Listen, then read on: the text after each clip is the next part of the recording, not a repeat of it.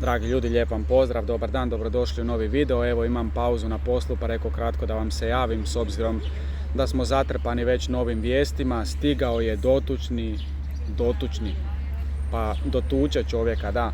Dotučni ili ti dotični novi virus, nova pošast, nova potencijalna smrtnost, nove potencijalne zabrane, zarobljivanja, difamiranja i tako dalje. Dakle, majmunske takozvane boginje.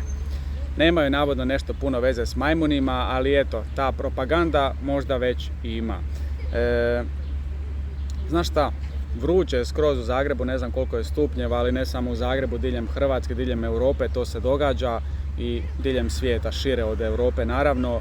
Šetam čovječe ulicama, vidim staru baku, vidim djeda starog, jedva hoda čovjek, ali ima masku preko svoga lica i čovjek udaljen od svih drugih. Koliko zapravo mediji, vijesti, sve ono što su nam servirali su utjecali na mnoge, evo da su ljudi jednostavno, pa neću reći samo zabrijali, već žive u strahu, žive u nemiru, žive evo iščekujući kad će ih napasti nova neka pošast.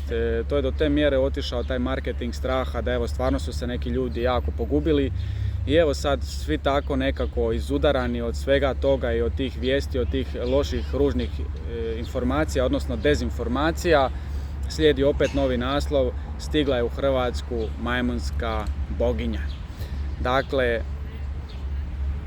šta da ti kažem, nije ovo sad ni ismijavanja, nije ni u smjeru nekih teorija zavere, ja znam i svjestan sam i treba čovjek iščitavati i povijest. Povijest je na neki način učiteljica života i znamo da kroz povijest bilo je raznih zaista pošasti, bolesti, virusa, bilo je raznih situacija gdje ljudi svašta su doživljavali i naravno da ne treba to sve onako olako shvatiti. Bilo je situacija kad nisu mogli pronaći lijek, kad su određene bolesti bile zaista pogubne za čovjeka, no evo danas vidimo da ta farmaceutska mafija iskorištava svaki korak, svaku priliku, a ne samo da iskorištava priliku, već puno puta tu priliku i stvara, evo kroz razne predstave koje su servirane da čovjek se uplaši, da počne konzumirati nešto i onda na koncu vidimo da apsolutno za time nije bilo potrebe, no oni su već tada svoje račune itekako natopili sa evo našim plaćama, sa onime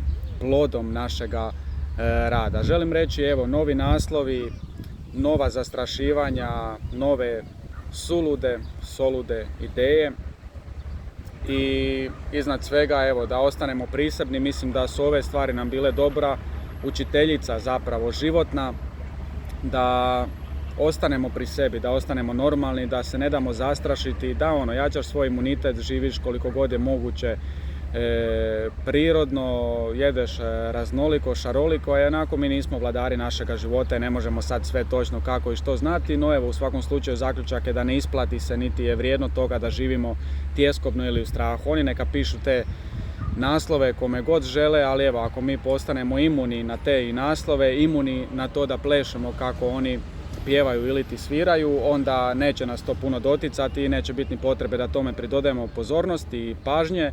Ja evo o ovome govorim isključivo iz razloga zato što eto mnoge to je dotaknulo, mnoge je uplašilo, mnoge je stavilo u stanje i tjeskobe pa i depresije i zato mislim da važno je o tome progovoriti. Često sam znao kad god bi o takvim stvarima progovorio, zna mi se neko javiti evo sa zahvalom zato što stvarno je to bilo nešto što ga je mučilo. Tako da mislim da je bez obzira što tome ne treba pridavati previše pažnje, s druge strane opet potrebno i progovarati kako bi smo mogli razmišljati na glas, dijeliti svoja iskustva, viđenja i onda je lakše kada znaš da u cijeloj toj priči nisi sam i da nemaš razloga za strah. Svako dobro, a mi vidimo se brzo u novom videu. Ajde, čao!